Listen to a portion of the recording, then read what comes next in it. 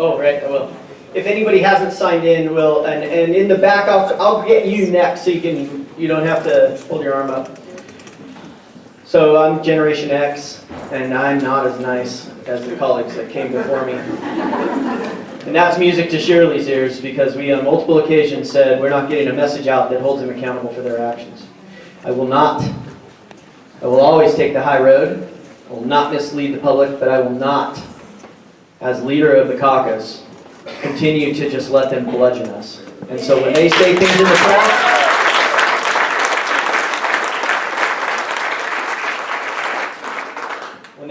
in the press, we will return with our own comments, and we will be more vocal, and you will see that in all the papers up here.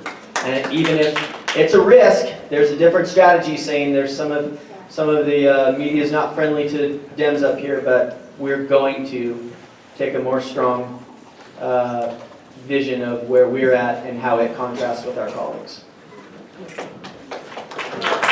I do want to respond to that, because there are some risks. Now, when some Republicans attacked my bill, I fought back. And I think I have become kind of one of those people that I want to be that person, in fact. Don't mess with me, because you're messing with my children, with my future, our future. But yes, it's frustrating, and that's what we've done. We've pretty much stricken back if there's an issue. But we're going to do our best to make sure that there's a light on every single discrepancy that there is, because there is a lot of controversy.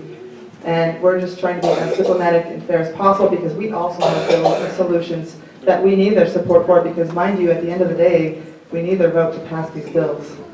So we have to be very strategic about it. But thanks for the question. There's a lady in the back. Please, ma'am. Okay. Sorry, ma'am. I see you in the back.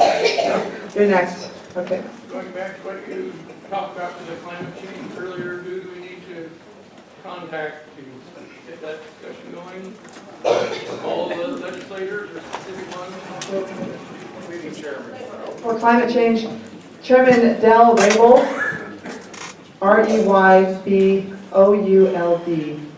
and that is on our legislative website, all his information. And I want to, as we talk about how to get involved, it is really important to me that we remember that our colleagues, even though I said I'm not as nice, I am, what we send out is always well-written, professional. We are the most reasonable people in the room. That's what our goal is. And so when we're pushing from a place of strength. And if they tell us no, then we're going to find another way to get there. But the one thing that we will not do is get belligerent. Because I take belligerent emails every day from the other side, and it doesn't make me feel good. I can't imagine how it makes them feel good. And so I encourage everyone in this room, when you write it right before you hit send, and this is my problem, I'm like, and I'm done, send, and then I'm like, oh. So, slow it down, but we are the most reasonable people in the room, period. Well, this sort of relates to everything that's already been brought up. There's a lot of energy right now. You can see there's a lot of boots here that are ready to march. And I just want organized action. Right now I feel like there's so many things floating around, like send postcards, make 5 calls a day, like and I can't tell what, I want to know what is smart, targeted action. I'm going to get verklempt here, but I'm probably like most people here, I'm kind of terrified right now, and so I would appreciate from the party, just like here, do this. And I appreciate also the need to be diplomatic, but I would like, this is a good thing to do. Do this right now. Flood this email inbox, So just some specific things, I would appreciate it. Thank you, ma'am. That is a wonderful question, and I appreciate that you stood up for that. Great point there. So what we're trying to plug in is we have issues that we want to defend against, and we have bills that we want you to support and help us push along.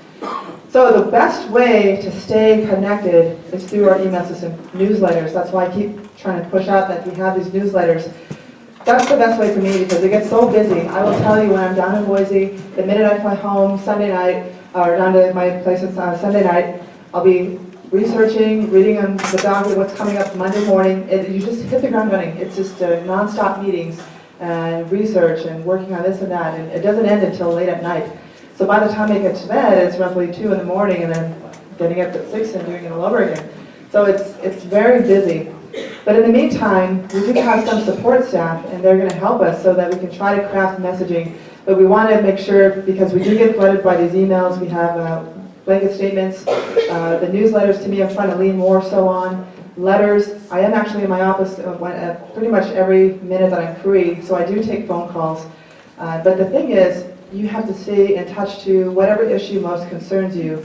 I've had people call me on the public lands issue. I'm on the conservation committee, excuse me, the resources committee. I keep thinking resources and conservation from this organization. But the resources committee that both Matt and I sit on, we're going to see some bills. In fact, one of the ladies that I approached to co-sponsor our rural teacher education piece on, who is extremely elated to be a part of it, and she's said to me, I want to do whatever it takes to help this bill pass, because you and I know what it's like to be in the rural community. She and I even share the same doctor who helped deliver my 2 children. We are very close, and she's the chairwoman of the ad committee, which Matt also sits on. But while we get along in those, those different positions, and like I told you before, there's so many avenues we connect. There's one avenue where we don't connect, and she is in fact the sponsor of multiple bills that are aimed to take over our public lands. So these public land seizure bills, which are coming up, I've been told time and again that they're still coming down that pipeline. I have yet to see them, but those are some concerns of mine, because I want to ensure that our public lands stay in public hands.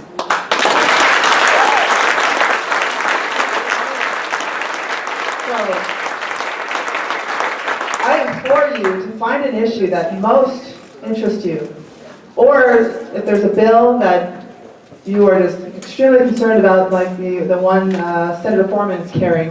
If there's something you want to follow, let me know, because I will make sure to keep that in the newsletter and keep you aware of those issues. Again, there's so much going on. On average, 800 bills come through our legislative body. So when there's all these bills coming up, I need to know what most interests you, which is why we even do these town halls. We need to know what is so important to you, what's at the top of your mind when you wake up in the morning, what most concerns you, other than our president and what he's going to announce next. Okay, so I hope that helps. Thank you. You and yours.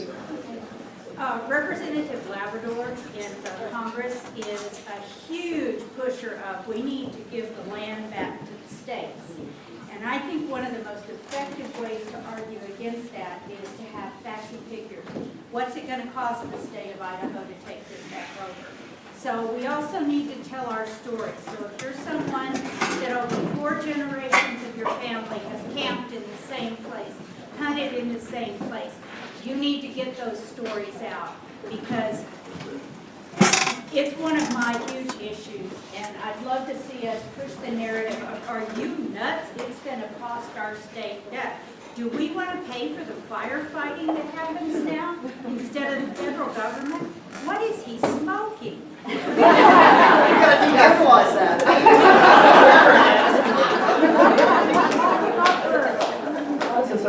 So actually, I did ask, I'm working directly with the Idaho Conservation League down in Boise, and they have prepared talking points. I did bring those talking points today, but I did not print out enough. So what I'm going to do is attach it to my next newsletter, so you can use those talking points and either craft an email or a letter, or make a phone call based on those points, and I will work to actually craft just a sample email too that you can send around. But we'll work together on that, and that will be coming down shortly. So thank you, and I think Matt had a response. I'm going to be brief, but so activism is a long game, and my worry about this energy is that people will get burned out. Just remember, Butch Otter got elected to office the first time the year before I was born, in 1973. Okay, and so I could be, I hope I'm not here at 74 in front of you all, but I could be. The point is that change is long and hard, and we need to be cognizant of how much energy am I going to put so that I can maintain that energy over the long term. Because I talk to a lot of folks, especially the folks that are coming into politics right now. Those of you that are young, you're the folks that I'm really speaking to in terms of don't get burned out.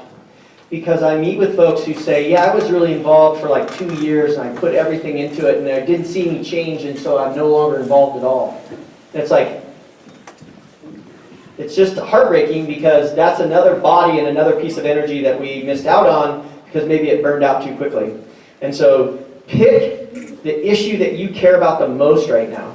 So if it's women's reproductive rights, stick on reproductive rights. Know that there are other people focused on public lands. Know that there are other people that are teachers and focused on education. If you believe that you're responsible for doing it all, you'll burn out. And burnout is a concern, particularly in progressive politics in Idaho. And I'm just being as honest as I can with you. Okay?